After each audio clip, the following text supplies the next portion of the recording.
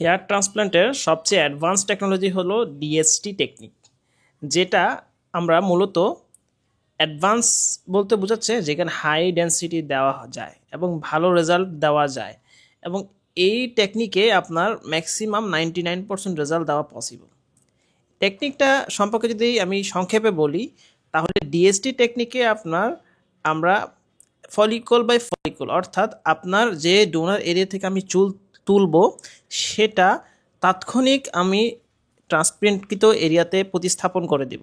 এতে কি হবে, আপনার গ্রাফটা তোলার পরে আমরা নর্মাল সার্জারির ক্ষেত্রে যেভাবে প্রিজার্ভ করে রাখি সে প্রিজার্ভেশনটা প্রয়োজন হচ্ছে না। সেই ক্ষেত্রে দেখা যায় অনেকেরই এই সার্জারিতে ম্যাক্সিমাম পেশেন্টেরই ভালো রেজাল্ট আসার সম্ভাবনা থাকে, কারণ একটা গ্রাফট যখন আপনার একটা এনভায়রনমেন্ট থেকে আরেকটা এনভায়রনমেন্টে রাখবেন তখন তার গ্রাফটের শক লস হওয়ার চান্স বেশি থাকে। তো শক লস হলে কি হয়, তার শেডিং পিরিয়ডটা লং টার্ম থাকে।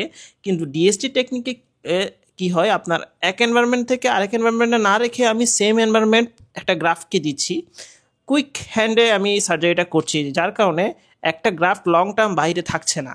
এতে কি হয়, রেজাল্টটা খুব দুর্দান্ত আসার সম্ভাবনা থাকে, শেডিং পিরিয়ডটাও কমে যায় এবং রেজাল্টটা 99% আসার সম্ভাবনা বেশি থাকে, এবং গ্রাফের ডেন্সিটি কোয়ালিটি সব দিক থেকে নর্মাল এফইউ বলেন সাফায়ার এফইউ বলেন তাদের থেকে বেশি রেজাল্ট দেওয়া পসিবল।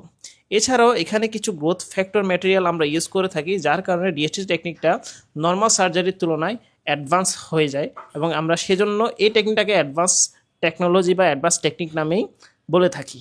এবং এই নয় যে কি আপনার ডিএসটি টেকনিকেই বেস্ট রেজাল্ট দেওয়া পসিবল, নর্মাল এফইউতে কিন্তু ভালো রেজাল্ট আসে, কিন্তু নর্মাল এফইউ সাফায়ার এফইউ থেকে ডিএসটি টেকনিক সার্জারিতে আরও বেটার এবং বেস্ট রেজাল্ট দেওয়া পসিবল।